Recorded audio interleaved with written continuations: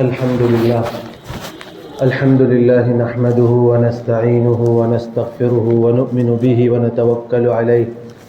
ونعوذ بالله من شرور أنفسنا ومن سيئات أعمالنا من يهده الله فلا مضل له ومن يضلله فلا هادي له ونشهد أن لا إله إلا الله وحده لا شريك له ونشهد أن سيدنا ومولانا محمدا عبده ورسوله صلى الله تعالى عليه وعلى آله وأصحابه وأزواجه وذرياته وأهل بيته وبارك وسلم تسليما كثيرا أما بعد فأعوذ بالله من الشيطان الرجيم بسم الله الرحمن الرحيم اقرأ باسم ربك الذي خلق الإنسان من علق اقرأ وربك الأكرم الذي علم بالقلم علم الإنسان ما لم يعلم وقال تعالى إن هذا القرآن يهدي للتي هي أقوم ويبشر المؤمنين الذين يعملون الصالحات أن لهم أجرا كبيرا وقال النبي صلى الله عليه وسلم تركت فيكم أمرين لن تضلوا ما تمسكتم بهما من بعدي كتاب الله وسنتي أقول قولي هذا أستغفر الله لي ولكم ولسائر المسلمين من كل ذنب فاستغفروه إنه هو الغفور الرحيم ورب حليم اما بعد بزرگان محترم، حاضرین مجلس، عزیز دینی اور ایمانی بھائیوں، نوجوان ساتھیوں، اللہ رب العزت نے سارے انسانوں کی رہنمائی و ہدایت کے لیے آخری نبی محمد عربی صلی اللہ علیہ وسلم کو دنیا میں مبعوث فرمایا۔ آپ صلی اللہ علیہ وسلم پوری انسانیت کی ہدایت کے لیے تشریف لائے اور آپ صلی اللہ علیہ وسلم کو پوری انسانیت کی ہدایت کا کام سونپا گیا۔ ایک نظر ہم اس حالات پر ڈالیں، اس وقت پر ڈالیں کہ جس وقت محمد عربی صلی اللہ علیہ وسلم بحیثیت آخری نبی کے مکہ مکرمہ میں تشریف لائے، اس وقت دنیا بڑے سنگین دور سے گزر رہی تھی۔ صورتحال ہر طرف سنگین تھی، ظلم جہالت کا دورہ تھا اور لوگ سسک رہے تھے، بلک رہے تھے، ظلم سے دم توڑ رہے تھے۔ بڑی سنگین اور خطرناک صورتحال تھی۔ انسانیت بھول چکی تھی اور انسان ایک گہری کھائی میں گرنے کو تیار تھا۔ ایسی صورتحال میں اللہ رب العزت نے اپنے آخری نبی محمد عربی صلی اللہ علیہ وسلم کو مبعوث فرمایا۔ آپ صلی اللہ علیہ وسلم کو آخری کتاب قرآن پاک اللہ رب العزت نے عطا فرمائی اور قرآن پاک کے ذریعے انسانوں کو انسانیت سکھائی گئی، لوگوں کو راستے دکھائے گئے، لوگوں کو دنیا کی جو زندگی ہوتی ہے اس کے تمام آداب سکھائے گئے۔ قرآن پاک میں بہت سی چیزوں کے احکام نازل ہوئے اور ان کی تشریح اور ان کا جو ڈیٹیل و تفصیل تھی وہ اللہ کے آخری نبی محمد عربی صلی اللہ علیہ وسلم نے لوگوں کو بتائی۔ چنانچہ قرآن پاک میں ارشاد فرمایا اللہ رب العزت نے ما آتاکم الرسول فخذوہ وما نہاکم عنہ فانتہوا، کہ لوگوں رسول جو تمہیں دیں اسے لے لو اور رسول جس سے روکیں، جس سے منع کریں اس سے تم رک جاؤ۔ اور دوسری جگہ ارشاد فرمایا کہ یا ایھا الذین آمنوا اطیعوا اللہ واطیعوا الرسول، اے ایمان والو اللہ کی اور اللہ کے رسول کی اطاعت کرو۔ چنانچہ یہ بتایا گیا کہ قرآن پاک اللہ کی طرف سے اتاری گئی ایک کتاب ہے اور اس کے بعد محمد عربی صلی اللہ علیہ وسلم اپنی احادیث مبارکہ سے، اپنی زبان مبارک سے جو احکام تمہیں دیں، جو تعلیمات تمہیں عطا کریں، جن چیزوں کے بارے میں حکم دیں اس پر عمل کرنا ہے اور جن چیزوں سے تمہیں روکیں، منع کریں، جس کے بارے میں بتائیں کہ یہ حرام ہے، اللہ رب العزت نے اس سے رکنے کا حکم دیا ہے، لہذا تم اس سے رک جاؤ۔ یہ وہ صورتحال تھی مکہ مکرمہ کی، وہ ابتدائی زمانہ تھا کہ نبی کریم صلی اللہ علیہ وسلم دعوت دے رہے تھے لوگوں کو اسلام کی، کی اور قرآن کا پیغام آپ سنا رہے تھے، اور لوگ اپنی اپنی سمجھ کے اعتبار سے اس کو اختیار کر رہے تھے، اس کو مان رہے تھے، اس پر عمل کر رہے تھے، اس کو اپنی زندگی میں نافذ کر رہے تھے۔ چنانچہ مکہ مکرمہ کے 10 سال اسی طرح گزرے، مکہ مکرمہ کی زندگی کے وہ 13 سال اس طرح گزرے کہ شروع کے 3 سال خفیہ دعوت کا مشن چلتا رہا اور انسانوں تک اس پیغام کو پہنچایا جاتا رہا، اور اس کے 3 سال کے بعد پھر بعد کے 10 سال مکہ کی زندگی کے وہ رہے کہ علل اعلان دعوت دی گئی، اور آپ صلی اللہ علیہ وسلم نے جس کی ابتدا صفا پہاڑی سے کی، اور آپ نے قریش کے تمام افراد کو، مکہ کے لوگوں کو جمع کیا اور ان کو اسلام کی دعوت دی۔ میں نے بات کی شروعات جس آیت کریمہ سے کی تھی، ہم اور آپ جانتے ہیں کہ وہ آیت سورہ علق کی وہ 5 آیتیں جو غار حراء میں سب سے پہلے نازل ہوئی۔ ہر مسلمان جس کے بارے میں جانتا ہے کہ یہ پہلی وحی ہے جو اللہ کے آخری نبی محمد عربی صلی اللہ علیہ وسلم پر اللہ کے حکم سے اللہ کے ایک برگزیدہ فرشتے جبریل امین لے کر آئے، اور غار حراء میں وحی کی آمد کا سلسلہ اس وقت شروع ہوا کہ جب جبریل امین نے آپ صلی اللہ علیہ وسلم کو یہ 5 آیتیں عطا کی۔ اقرأ بسم ربک الذی خلق، خلق الانسان من علق، اقرأ وربک الاکرم الذی علم بالقلم، علم الانسان ما لم يعلم۔ سورہ علق کی ابتدائی وہ 5 آیتیں جو اللہ رب العزت کے حکم سے نازل ہوئی ہیں، یہ علم کے تعلق سے ہیں، انسان کو حکم دیتی ہیں کہ وہ علم حاصل کرے، اور اس میں جو لفظ استعمال کیا گیا ہے اقرا کا، وہ لفظ ایسا نہیں ہے کہ جس میں حکم نہ ہو، بلکہ یہ حکم ہے کہ پڑھو اس پروردگار کے نام سے جس نے پیدا کیا۔ چنانچہ میں پھر واپس پیچھے کی طرف جاؤں اور مکہ مکرمہ کے بعد جو مدینہ منورہ کی زندگی ہے اس پر اگر ہم روشنی ڈالیں، ہم اگر مکہ کی زندگی کو دیکھیں، مکہ کے حالات کو دیکھیں، اس وقت کے افراد کو دیکھیں، اور اس وقت کا جزیرۃ العرب جو تھا اس پر اگر نظر ڈالیں،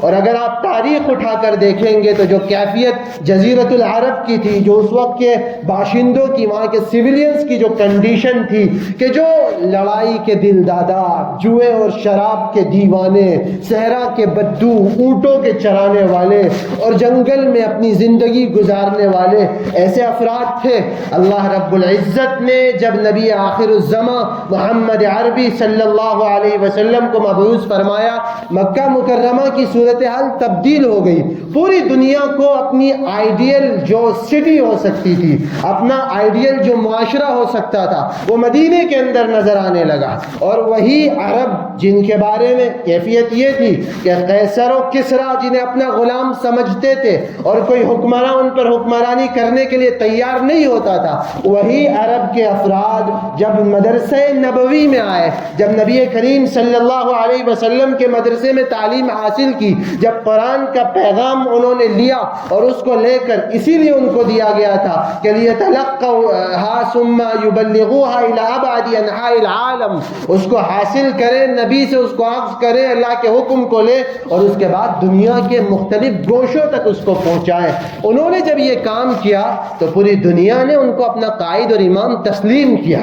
جس ملک میں وہ گئے، صحابہ اکرام جس ملک میں گئے، اللہ کے رسول صلی اللہ علیہ وسلم کے پیغامات جن ممالک میں پہنچے، آپ نے واقعہ اگر سنا یا پڑھا ہوگا کہ جب حضور اکرم صلی اللہ علیہ وسلم کا خط روم کے بادشاہ کے سامنے پہنچا، جو اس وقت کا سپر پاور حکومت کا مالک تھا، جس کی مملکت کو دور دور تک تسلیم کیا جاتا تھا، اور جیسے آج کے دور میں سپر پاور امریکہ کی اور رشیا کی مثالیں دی جاتی ہیں، اس وقت اسی طریقے سے مثال روم کی اور فارس کی دی جاتی تھی۔ وہ بادشاہ جو ہرقل کہلاتا تھا، جب اس نے حضور اکرم صلی اللہ علیہ وسلم کا خط پڑھا اور آپ کا پیغام سنا، اور اس اس کے بعد حضرت ابو سفیان جو اسی کے ملک میں موجود تھے اور کفر کی حالت میں اس وقت تھے، اسلام قبول نہیں کیا تھا۔ یہ زمانہ سن 6 ہجری کا تھا کہ جب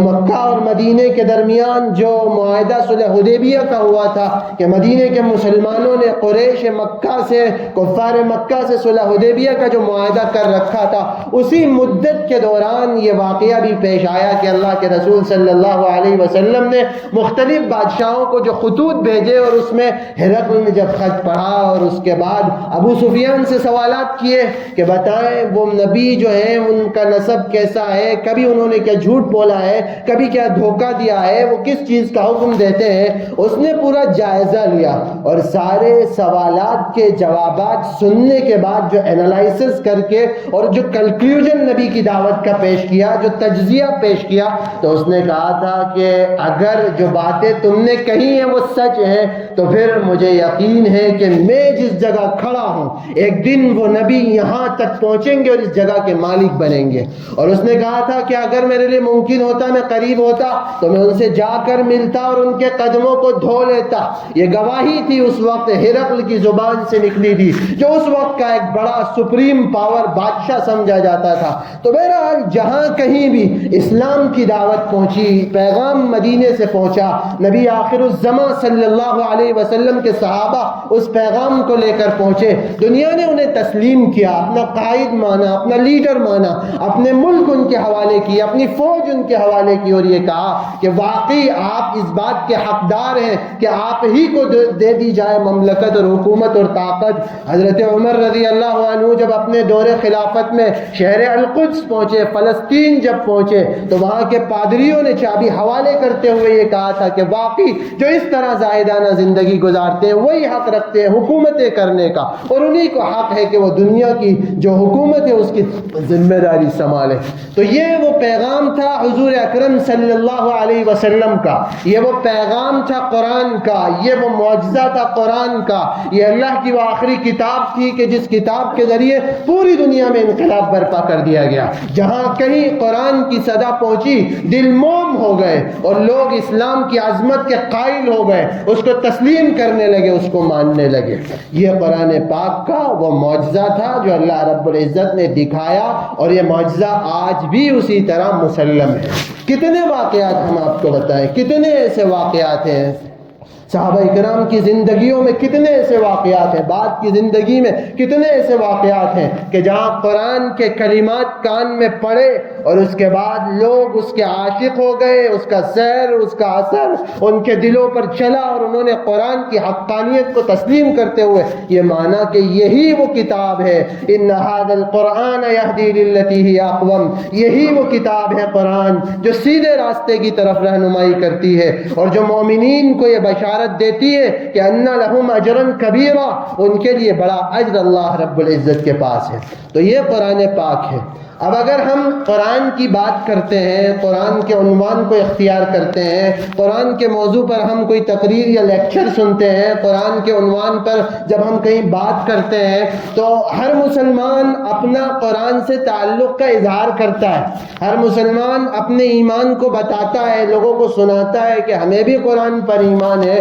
اور قرآن کا فلاں واقعہ ہم نے سنا، اور قرآن کی فلاں تاثیر ہم نے دیکھی، اور قرآن کی فلاں چیز سے ہم بڑے متاثر ہوئے۔ لیکن یاد رکھیے آج کا جو مسلم معاشرہ ہے، مجھے معاف کیجیے گا لیکن حقیقت یہ ہے کہ ہمارا اور آپ کا جو قرآن سے تعلق ہے وہ صرف رسمی تعلق ہے۔ ہمارا اور آپ کا قرآن سے جو تعلق ہے وہ کاغذی تعلق ہے، وہ نام نہاد تعلق ہے۔ ہم قرآن کی عظمت کے قائل ہیں، ہم قرآن پر ایمان رکھتے ہیں، ہم قرآن کو اللہ کی آخری کتاب مانتے ہیں، ہم قرآن کو معجزہ بھی مانتے ہیں، ہم قرآن کے پڑھنے کو عبادت بھی سمجھتے ہیں، ہم قرآن کو شفا کا ذریعہ بھی مانتے ہیں، ہم قرآن سے برکت بھی حاصل کرتے ہیں، ہم قرآن پاک پڑھ کر اپنے مردوں کو بھی بخشتے ہیں، اور ہم قرآن کو سننا بھی عبادت سمجھتے ہیں۔ لیکن افسوس کی بات یہ ہے کہ ہم قرآن پر 100% عمل نہیں کرتے ہیں۔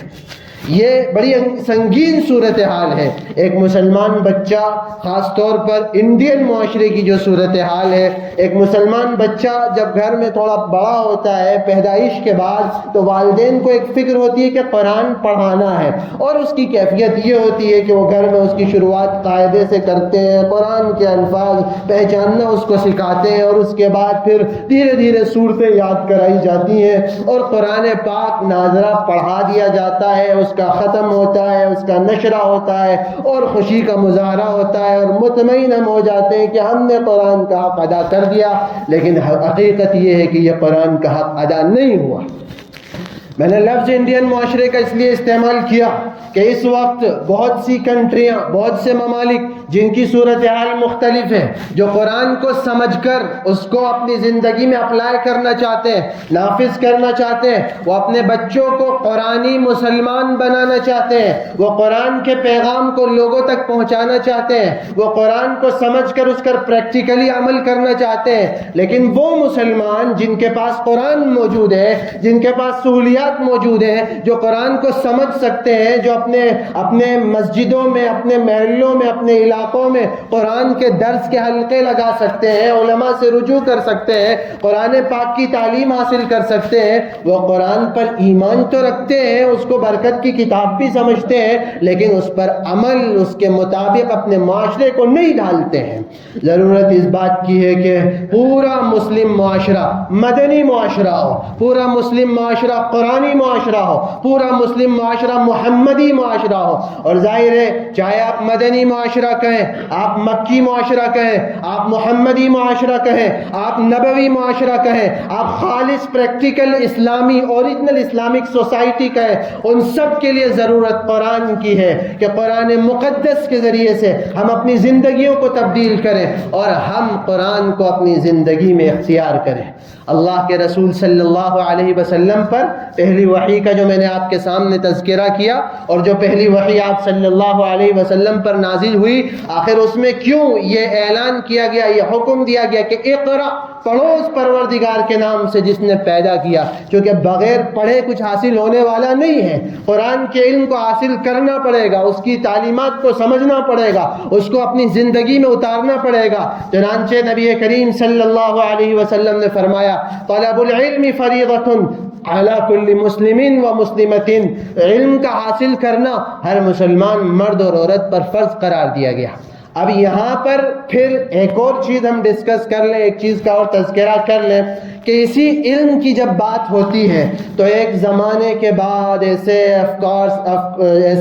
افراد پیدا ہوئے، ایسے بڑے بڑے لوگ پیدا ہوئے، اپنے آپ کو دانشور کہنے والے اور اپنے آپ کو تھنک ٹین اور تھنکرز کہنے والے افراد پیدا ہوئے، جنہوں نے علم کو ڈیوائڈ کیا، جنہوں نے قرآن کو سائنس کو الگ کیا، جنہوں نے دنیا اور دین کے علم کو تقسیم کر دیا، جنہوں نے قرآن کے علم کو الگ، حدیث کے علم کو الگ، اسلام کے فرائض کو الگ، اور سائنس کو، فزکس کو، کیمسٹری کو، میتھس کو اور دیگر سبجیکٹس کو الگ کر کے بتایا کہ یہ ایک الگ راستہ، یہ ایک الگ راستہ، اور ان دونوں کا کوئی کنیکشن نہیں ہے۔ قرآن پاک، اللہ رب العزت قرآن پاک میں ارشاد فرماتے ہیں، قُلْ انظُرُوا مَاذَا فِي السَّمَاوَاتِ وَمَا فِي الْأَرْضِ، لوگو دیکھو، غور کرو، غور و فکر سے کام لو کہ آسمان و زمین میں اللہ کی کیسی نشانیاں ہیں۔ اللہ فرماتے ہیں، إِنَّ فِي خَلْقِ السَّمَاوَاتِ وَالْأَرْضِ وَاخْتِلَافِ اللَّيْلِ وَالنَّهَارِ لَآيَاتٍ لِأُولِي الْأَلْبَابِ الَّذِينَ يَذْكُرُونَ اللَّهَ قِيَامًا وَقُعُودًا وَعَلَى جُنُوبِهِمْ وَيَتَفَكَّرُونَ فِي خَلْقِ السَّمَاوَاتِ وَالْأَرْضِ رَبَّنَا مَا خَلَقْتَ هَذَا بَاطِلًا، یقیناً رات و دن کے آنے جانے میں، آسمان و زمین کی پیدائش میں اللہ کی تمام مخلوقات میں نشانیاں ہیں عقل رکھنے والوں کے لیے۔ ان لوگوں کے لیے نشانیاں کن لوگوں کے لیے ہیں؟ ان لوگوں کے لیے ہیں الذین یذکرون اللہ قیاما وقعودا وعلی جنوبہم، جو کھڑے بھی، بیٹھے بھی، پہلو کے بل لیٹ کر بھی اللہ کا ذکر کرتے ہیں، اللہ کو یاد کرتے ہیں، اور یہ کہتے ہیں وَيَتَفَكَّرُونَ فی خلق السماوات والارض، اور آسمان و زمین کی تخلیق میں غور کرتے ہیں، فکر کرتے ہیں، اس پر ریسرچ کرتے ہیں، اور اللہ کی مخلوق سے اللہ کو پہچاننے کی، اس کی قدرت کو پہچاننے کی کوشش کرتے ہیں، اور پھر اپنی زبان سے یہ کہتے ہیں کہ ربنا ما خلقت هذا باطلا، پروردگار آپ نے یہ بیکار پیدا نہیں کیا ہے۔ تو قرآن دعوت دیتا ہے علم کو حاصل کرنے کی، قرآن دعوت دیتا ہے غور و فکر کرنے کی، گویا قرآن دعوت دیتا ہے سائنس کو اختیار کرنے کی۔ اور سائنس کا جو مطلب ہے، لوگ سمجھتے ہیں کہ یہ ایک سبجیکٹ ہے، ایک فن ہے، اصل میں یہ ایک طریقہ ہے، یہ ایک میتھڈ ہے جس کے ذریعے انسان غور و فکر کرتا ہے۔ اور یہی وجہ ہے کہ جب آپ عربی زبان میں اس لفظ کا ترجمہ دیکھیں گے، ٹرانسلیشن دیکھیں گے، تو اس کو علم سے تعبیر کیا گیا ہے، سائنس علم کو کہتے ہیں۔ اور یہاں تک کہ جو عربی ممالک میں جو یونیورسٹیز ہوتی ہیں، اس کے اندر جو سائنس ڈپارٹمنٹ ہوتا ہے، اس کے باہر لکھا ہوتا ہے کلیۃ العلوم سائنس کالج، یہ لکھا ہوا ہوتا ہے۔ لہذا سائنس کا جو اصل مطلب ہے وہ غور و فکر کرنے کا ہے، وہ صحیح چیزوں کو صحیح پہچاننے کا ہے، اس کا مطالعہ کرنے کا ہے۔ اور ظاہر سی بات ہے، اس کی دعوت کون دے رہا ہے؟ اس کی دعوت قرآن دے رہا ہے، اس کی دعوت اللہ رب العزت دے رہے ہیں۔ اور کس کو دے رہے ہیں؟ قرآن پاک خود بتا رہا ہے، اتبعوا ما انزل الیکم من ربکم ولا تتبعوا من دونه اولیاء قلیلا ما تذکرون۔ اے لوگوں، مسلمانوں نہیں، ایمان والوں نہیں، جزیرۃ العرب کے لوگوں نہیں، ساری دنیا کے انسانوں، قرآن کس کے لیے نازل کیا گیا؟ ھدی للناس، سارے انسانوں کے لیے نازل کیا گیا۔ چنانچہ قرآن سب کو دعوت دے رہا ہے، اتبعوا ما انزل الیکم من ربکم، تمہارے پروردگار کی طرف سے جو قرآن پاک نازل کیا گیا، جو کتاب نازل کی گئی، اس کی اتباع کرو، اس کو فالو کرو۔ ولا تتبعوا من دونه اولیاء، اور اللہ کو چھوڑ کر کسی اور کو خدا مت بناؤ، کسی اور کو یار مت بناؤ، کسی اور کے پیچھے مت چلو، اس کی اتباع مت کرو، اس کے احکام کو مت مانو۔ صرف خدا ذوالجلال و ذوالاکرام کے احکام ہیں جو اس نے تمہارے لیے نازل کیے ہیں، اس پر تمہیں عمل کرنا ہے، اسی کے مطابق زندگی گزارنا ہے۔ یہ اللہ رب العزت کا پیغام ہے جو قرآن پاک میں نازل کیا گیا ہے۔ قرآن کی عنایتوں کو اگر ہم سامنے رکھیں، قرآن پاک کی جو تعلیمات ہمارے سامنے ہیں، اور اگر ہم مسلم معاشرے کا جائزہ لیں، میں پھر آپ سے معذرت کے ساتھ کہوں کہ اس وقت کا جو مسلم معاشرہ ہے، جو اپنے آپ کو مسلم معاشرہ سمجھتا ہے، ہم میں کا ہر ایک مسلمان جو اپنے آپ کو مسلمان کہتا ہے، کیوں کہتا ہے؟ اس لیے کہتا ہے کہ وہ بائی برتھ مسلمان ہے، اس لیے کہتا ہے کہ وہ ایک مسلمان گھر میں پیدا ہوا ہے، اس لیے کہتا ہے کہ اس کا نام عبداللہ یا عبد الرحمن یا اور کچھ ایسا مسلمان نام ہے، وہ اس لیے اپنے آپ کو مسلمان کہتا ہے۔ لیکن جب اس کی زندگی میں جائزہ لیا جائے اسلام کا، جب اس کی زندگی میں جائزہ لیا جائے قرآن کا، جب اس کی زندگی میں جائزہ لیا جائے محمد عربی صلی اللہ علیہ وسلم کی تعلیمات کا، جب اس کی زندگی میں پریکٹیکل اسلام کو کھنگالا جائے اور دیکھا جائے، تو بعض اوقات نتائج بالکل 0% ملتے ہیں، رزلٹ بالکل 0 نظر آتا ہے۔ کیوں؟ کیونکہ ہم یہ سمجھتے ہیں کہ ہم نے صرف اور صرف نماز پڑھ لی یا قرآن کا حق ادا ہو گیا، ہم نے روزے رمضان کے رکھ لیا، قرآن کا حق ادا ہو گیا، ہم نے صرف زکوٰۃ دے دی اور زکوٰۃ ادا کر دی، قرآن کا حق ادا ہو گیا۔ اسلام ہم سے یہی چاہتا ہے، ہم نے صرف 5 وقت مسجد میں حاضر ہو کر نماز پڑھ لی،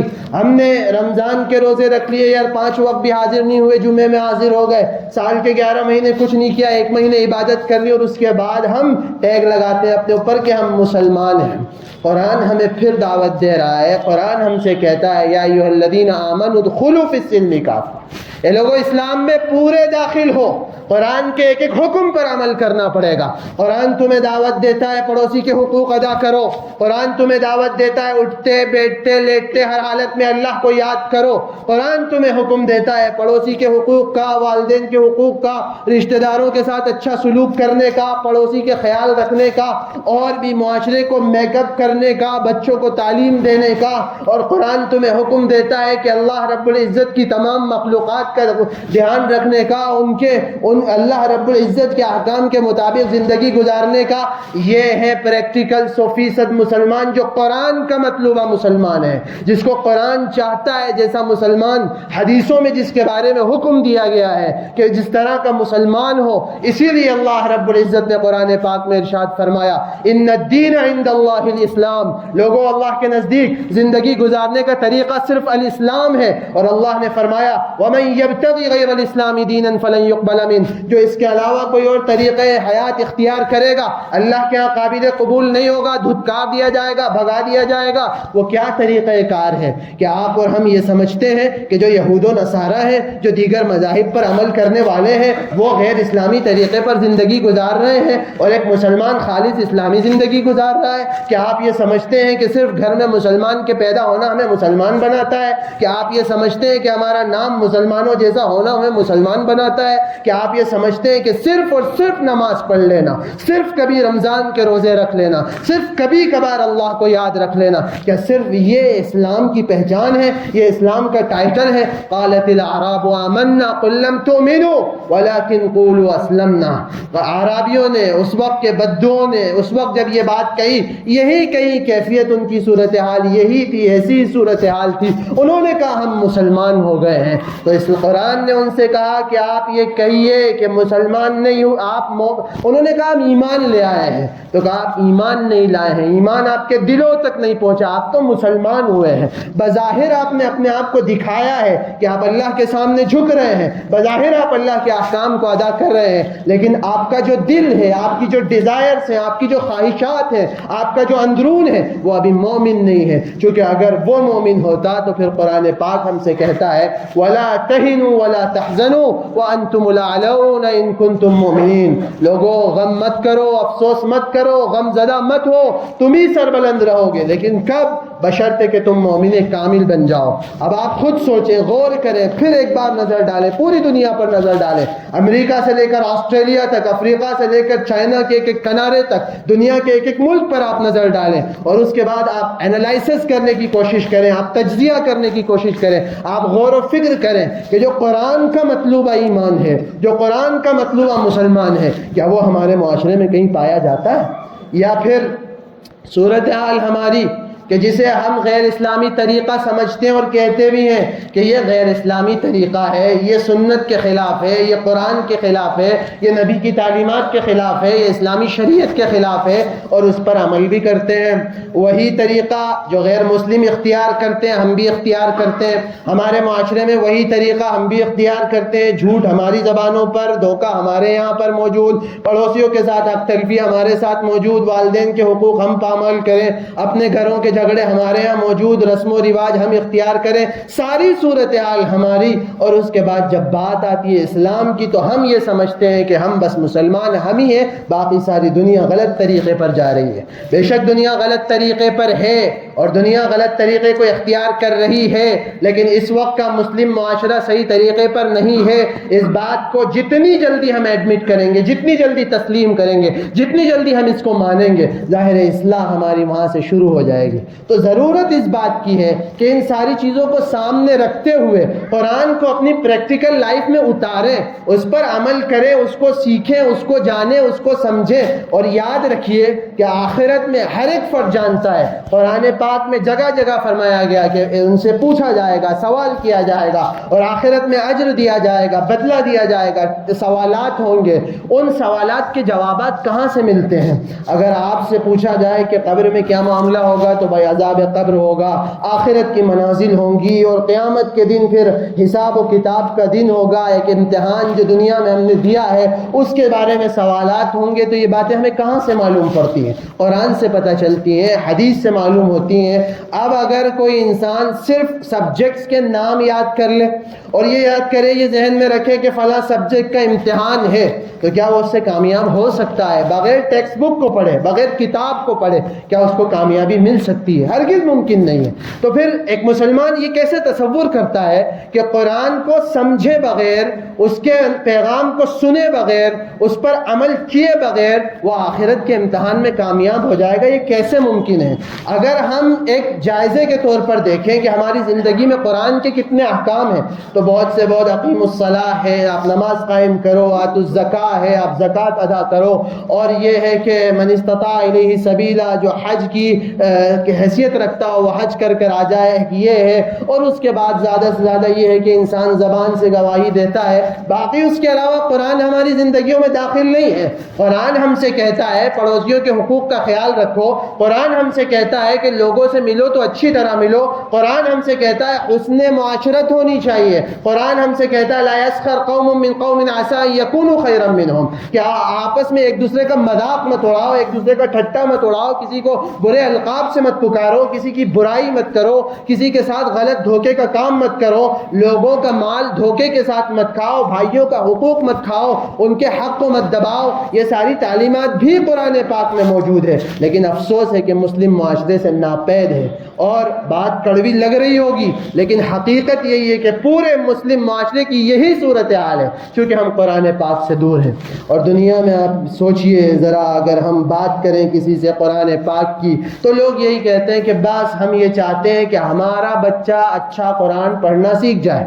ہمارا بچہ تجوید سے قرآن پڑھنا سیکھ جائے، بس ہمارے لیے یہ کافی ہے، ایک بار تو زندگی میں کلام پاک مکمل ہم کروا دیں، یہ ہمارے لیے کافی ہے۔ اور اس کے بعد پھر اگر آپ سے پوچھا جائے کہ قرآن کے پیغام کو سمجھا ہے آپ نے،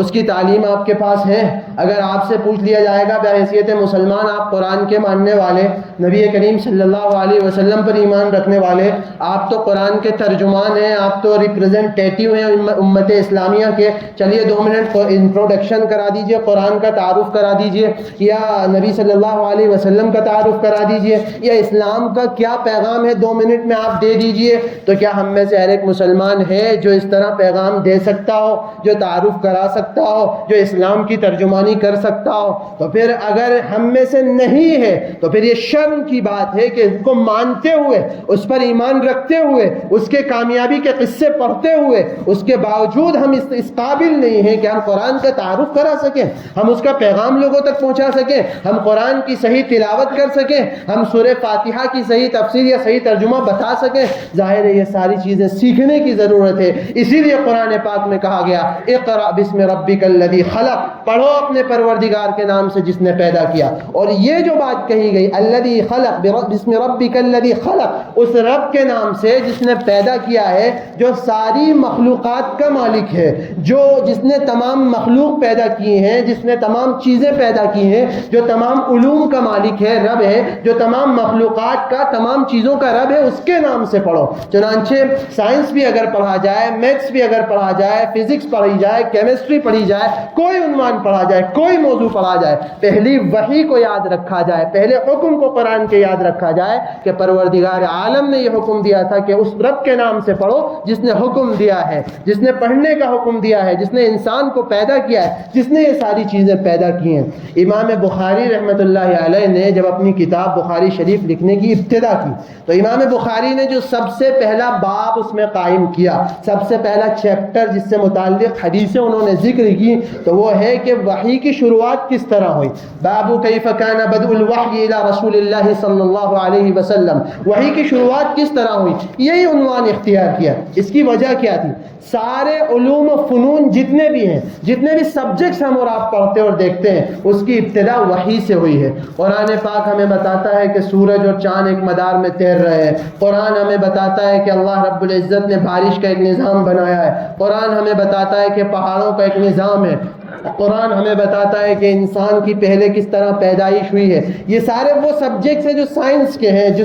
جس پر سائنسسٹ نے ریسرچ کیا ہے اور جس پر بڑے بڑے مضامین ہیں، اور پہلی دوسری کلاس سے لے کر 12 تک جو سبجیکٹ آپ کو پڑھائے جاتے ہیں، اسکولوں میں پڑھائے جاتے ہیں، وہ سب ان کا سرچشمہ، ان کا منبع، ان کا جو اصل مصدر ہے وہ وحی ہے، وہ قرآن پاک ہے۔ یہ پھر میں عرض کروں گا کہ جس طرح ڈیوائڈ تعلیم میں کیا گیا، اس کی وجہ سے آج ہم یہ سمجھتے ہیں کہ یہ ساری چیزیں الگ الگ ہیں۔ اور اس کے بعد پھر آپ سوچئے کہ جس علم کو وحی کے بغیر پڑھایا جائے، اللہ کے نام کے بغیر جو علم دیا جائے، جو تعلیم بغیر خدا کے نام کے دی جائے، پھر کیا اس کے اندر فائدہ مل سکتا ہے؟ کیا اس کے اندر برکت آ سکتی ہے؟ کیا اس تعلیم سے لوگوں کو نفع پہنچ سکتا ہے؟ ہرگز نہیں پہنچ سکتا۔ جب اللہ کا نام آئے گا برکت آئے گی، برکت ہوگی، لوگوں کو نفع ہوگا، فائدہ ہوگا، انسانیت اس سے فائدہ اٹھائے گی، اور وہ علم خود انسان کے اندر تمیز پیدا کرے گا۔ آپ نے یہ ٹیگ لائن سنی ہوگی ہر جگہ کہ اگر آپ کے اندر بڑوں کا ادب موجود نہیں ہے، اگر آپ کو چھوٹوں سے شفقت نہیں ہے، اگر آپ اپنے پیرنٹس کا، گھر والوں کا احترام نہیں کر سکتے، اگر آپ بڑوں کا احترام نہیں کر سکتے تو آپ کی ڈگریوں کی کوئی حیثیت نہیں ہے۔ تو آپ خود سوچئے کہ جو علم انسان کے اندر تبدیلی نہ پیدا کر سکے، جو انسان کو صحیح معنوں میں انسان نہ بنا سکے، تو پھر ظاہر ہے کہ وہ علم فائدہ مند نہیں، نقصان دہ ہو سکتا ہے۔ اس لیے ضرورت اس بات کی ہے کہ ہر چیز کو پڑھا جائے، ہر چیز کو حاصل کیا جائے، لیکن قرآن پاک کو اس سے کنیکٹ کیا جائے، قرآن کے علم کو سب سے پہلے سیکھا جائے، اپنے بچوں کو مسلمان بنایا جائے، خود اپنے آپ کو اسلامی سانچے میں ڈھالا جائے، اور اس کے بعد پھر دنیا کی جس فیلڈ میں ہم جائیں، جہاں کہیں ہم قدم رکھنا چاہیں، ہمیں اپنا قدم بڑھانا ہے، کامیابی مل کر رہے گی۔ ورنہ اللہ رب العزت نے قرآن پاک ہی میں ارشاد فرمایا ہے، أفرأيت من اتخذ إلهه هواه وأضله الله على علم وختم على سمعه وقلبه وجعل على بصره غشاوة فمن يهديه من أضل الله۔ اللہ رب العزت فرماتے ہیں کہ آپ نے اس شخص کو دیکھا ہے جس نے اپنی خواہشات کو خدا بنا لیا ہے۔ خواہشات کو خدا بنانے کا مطلب کیا ہے؟ خواہشات کو خدا بنانے کا مطلب یہ ہے کہ انسان جو چاہ رہا ہے وہ کر رہا ہے، اپنی مرضی کا مالک ہے۔ اس کا دل چاہتا ہے وہ نماز پڑھ لیتا ہے، اس کا دل چاہتا ہے نہیں پڑھتا ہے، اس کا دل چاہتا ہے وہ سچ بولتا ہے، اس کا دل چاہتا ہے وہ گناہ سے رک جاتا ہے، اس کا دل چاہتا ہے وہ گناہ پر قادر ہوتا ہے، قائم ہوتا ہے، گناہ ہی کرتا رہتا ہے، غلط کام کرتا رہتا ہے، اللہ کے احکامات کو چھوڑتا ہے۔ اس کا مطلب یہ ہے کہ وہ خدا کے سامنے سرنڈر نہیں ہے۔ جو مطالبہ قرآن کرتا ہے کہ ادخلوا فی السلم کافہ، آپ اسلام میں پورے داخل نہیں ہیں، کیونکہ آپ اسلام کا مطلب یہ ہے کہ اپنے آپ کو انسان حوالے کر دے، سپرد کر دے، جھک جائے خدا کے سامنے، اور یہ کہے کہ بس میں سب سے پہلا مسلمان ہوں اور میں اللہ کو ایک مانتا ہوں، اس کے تمام احکام کے سامنے دنیا اور آخرت، دنیا کی تمام چیزیں قربان ہیں، ہر چیز کو میں قربان کر سکتا ہوں۔ یہ ہے اسلام کا مطالبہ۔ اور اگر اس کا پریکٹیکل آپ دیکھنا چاہتے ہیں، صحابہ اکرام کی زندگی کو اٹھا کر دیکھیے، نبی کریم صلی اللہ علیہ وسلم نے جن افراد کی تربیت کی، میں نے ابھی آپ کے سامنے ذکر کیا کہ آپ نے نہیں پڑھا کہ وہی عرب کے لوگ جو ہر وقت شراب کے دل دادا، شراب کے دیوانے، لڑکیوں کو زندہ درغور کرنے والے، بات بات پر 40 سال جنگ کرنے والے، آپس میں خون ریزی کرنے والے، ظالموں ظلم کرنے والے اور کمزوروں کا حق کھانے والے، عورتوں کے ساتھ زیادتیاں کرنے والے، ان کو ان کے حق سے محروم کرنے والے، ساری انسانیت کو ستانے والے افراد تھے۔ جب وہ مدرسہ نبوی میں آئے، نبی کریم صلی اللہ علیہ وسلم کی اسکول میں اور آپ کی یونیورسٹی اور آپ کے کالج میں جب انہوں نے ایڈمیشن لیا اور جب وہاں سے علم حاصل کیا تو وہ تحت الثری سے ثریا پر پہنچ گئے، وہ زمین کی تہ سے نکل کر آسمان کی بلندیوں تک پہنچ گئے۔ آخر وہ کون سی چیز تھی جنہوں نے صحابہ اکرام کے لیے قرآن میں یہ کہلوایا کہ محمد الرسول اللہ والذین آمنوا معه اشداء علی الکفار رحماء بینہم، یہ جو محمد صلی اللہ علیہ وسلم کے ساتھ ایمان لائے ہیں، یہ ایسے افراد ہیں کہ ان کے سجدوں کے نشان آپ ان پر دیکھیں گے، اور ایسی صفات کا تذکرہ تورات اور انجیل میں بھی موجود ہے۔ آخر وہ کون سی صفات تھیں؟ وہ تھا مکمل اسلام، وہ تھا پریکٹیکل اسلام، وہ تھا وہ اسلام جو قرآن کا مطلوبہ اسلام ہے، جو نبی کریم صلی اللہ علیہ وسلم کی تعلیمات جس کی دعوت دیتی ہیں، اور جس قرآن کو اختیار کرنا، جس اسلام کو اختیار کرنا دنیا کے ہر مسلمان کو ضروری ہے۔ اس چیز کو جب انہوں نے اختیار کیا تو وہ زمین کی تہ سے نکل کر آسمان کی بلندیوں تک پہنچ گئے، اور قرآن نے جا بجا ان کا تذکرہ فرمایا تو رضی اللہ عنہم ورضوا عنہ، اللہ ان سے راضی، وہ اللہ سے راضی۔ آخر یہ ٹائٹل کب ملتا ہے؟ یہ ٹائٹل جب ملتا ہے جب انسان پوری طرح سے اپنے آپ کو جھکا دے، سرنڈر کر دے، حوالے کر دے، اپنی ساری خواہشات ایک طرف، اپنے جذبات ایک طرف، اپنی آرام طلبی ایک طرف۔ اسلام صرف آپ سے مطالبہ کرتا ہے اسلم تسلم، مسلمان بن جائیے، محفوظ ہو جائیں گے ہر چیز سے، دنیا کے تمام خرافات سے آپ محفوظ ہو جائیں گے، دنیا کی ساری چیزوں سے آپ محفوظ ہو جائیں گے، اور آپ کو سربلندی عطا کر دی جائے گی۔ لیکن یاد رکھیے اس کے لیے صرف اور صرف جو مطلوبہ چیز ہے وہ ہے الاسلام، جس کو اللہ رب العزت نے پسند کیا ہے، وہ طریقہ اسلام، وہ طریقہ زندگی جس کو قرآن پسند کرتا ہے، جس کو نبی کریم صلی اللہ علیہ وسلم کی تعلیمات اختیار کرنے کی دعوت دیتی ہیں. اور سورۃ الجاثیہ کی یہ 23 نمبر آیت جو 25ویں پارے کی میں نے آپ کے سامنے تلاوت کی, افرأیت من اتخذ الہہ ہواہ, اپنی زندگی کا جائزہ اس آیت کی روشنی میں لے کر کیجئے. کہیں ایسا تو نہیں ہم بھی خواہشات کے پیچھے چل رہے ہوں, ہم اپنی زندگی میں اپنی خواہشات کو قرآن اور حدیث پر ترجیح دے رہے ہوں, ہم اللہ کے احکام کو پیچھے رکھ کر ہم صرف اور صرف اپنی مرضی کی زندگی گزار رہے ہوں, اور اس کے بعد جب بات آتی ہو اسلام کی تو ہم بڑے زور و شور سے سینہ ٹھوک کر یہ کہتے ہوں کہ ہاں ہم تو مسلمان ہیں. یاد رکھیے یہ اسلام نہیں ہے, یہ اسلام نہیں ہے, یہ اسلام مطلوبہ اسلام نہیں ہے, یہ وہ اسلام نہیں ہے جس کے بارے میں قرآن میں فرمایا گیا کہ ان الدین عند اللہ الاسلام, کہ لوگوں اللہ کے نزدیک زندگی گزارنے کا طریقہ صرف اور صرف الاسلام ہے. ومن یبتغی غیر الاسلام دینا فلن یقبل منہ,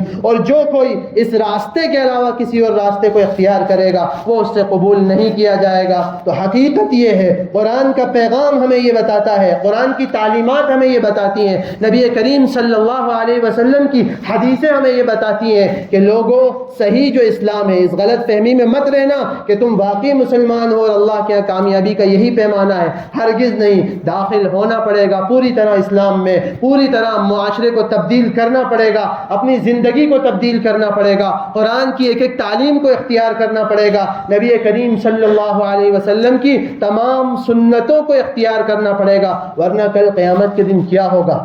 کل قیامت کے دن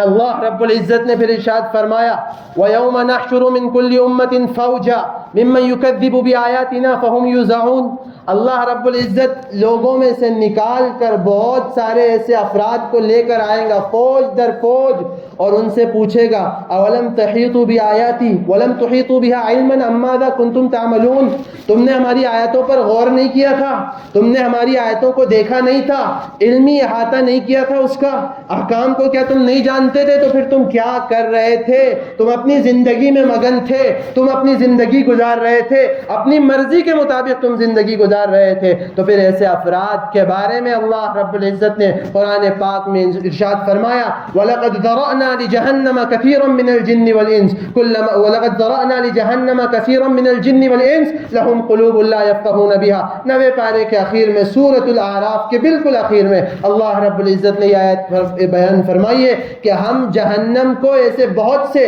جناتوں اور انسانوں سے بھر دیں گے. لَهُمْ قُلُوبٌ لَا يَفْقَهُونَ بِهَا وَلَهُمْ أَعْيُنٌ لَا يُبْصِرُونَ بِهَا وَلَهُمْ آذَانٌ لَا يَسْمَعُونَ بِهَا. ان کے پاس دل ہوں گے, سمجھ سے خالی ہوں گے, ان کے پاس آنکھیں ہوں گی, حق کو دیکھنے سے خالی ہوں گی, ان کے پاس کان ہوں گے, حق کو سننے سے قاصر ہوں گے. اولئک کالانعام بل هم اضل, یہ وہ لوگ ہیں جو جانور ہیں بلکہ ان سے بھی زیادہ گئے گزرے اور بدتر ہیں. اولئک هم الغافلون, اس لیے کہ یہ اللہ سے, آخرت سے, نبی کی تعلیمات سے, اللہ کی تمام آیات سے, نشانیوں سے غافل تھے, غفلت میں زندگی گزار رہے تھے. اس لیے میرے بزرگوں, عزیزوں, جوانوں, اس وقت جو قرآن ہمیں پیغام دے رہا ہے, جو حالات آپ دیکھ رہے ہیں, دنیا کی جو صورتحال آپ کے سامنے, قرآن بار بار ہمیں یہ دعوت دے رہا ہے کہ ارجعوا الی اللہ, اللہ کی طرف لوٹاؤ, اللہ کی طرف لوٹاؤ, قرآن کو اپنی زندگی میں اختیار کر لو. اس کے مطابق اس کے ذریعے سے دنیا کا ہر مسئلہ حل ہے. اور اس آیت کو اپنے ذہنوں میں بٹھا کر جائیے وَلَا تَهِنُوا وَلَا تَحْزَنُوا وَأَنْتُمُ الْأَعْلَوْنَ إِن كُنتُم مُؤْمِنِينَ. دنیا کی صورتحال ہو, فلسطین کی صورتحال ہو, دنیا کے کسی ملک کے حالات ہوں, ہمارے ملک کی صورتحال ہو, مسلمانوں غم مت کرنا, افسوس مت کرنا, انتم العلون, تمہیں سربلندی عطا کی جائے گی. بس تم سے جو مطالبہ ہے وہ یہی آج کی تقریر کا خلاصہ ہے. ان کنتم مؤمنین, مکمل مومن بننا پڑے گا, مومن کامل بننا پڑے گا, 100% اسلام میں داخل ہونا پڑے گا, پوری طرح اسلام کو اختیار کرنا پڑے گا, قرآن کو پوری طرح اپنی زندگیوں میں نافذ کرنا پڑے گا. اس کے بعد اللہ رب العزت کامیابی عطا فرمائیں گے. اور اگر یہ چیزیں نہیں ہوں گی, اگر یہ فیصلہ ہمارا اپنا نہیں ہوگا, تو ان اللہ لا یغیر ما بقوم حتی یغیروا ما بانفسہم, اللہ رب العزت اس قوم کی حالت ہرگز تبدیل نہیں کرتے جو خود اپنے آپ کو تبدیل کرنے کا فیصلہ نہ کر لے. بس یہی چند باتیں, یہ اسلام کا اور قرآن کا پیغام ہے. اللہ کرے کہ یہ پیغام دلوں تک پہنچے اور اس کے بعد دنیا میں یہ پیغام پہنچے اور لوگ اس پر عمل کریں. آمین. وآخر دعوانا الحمد للہ رب العالمین.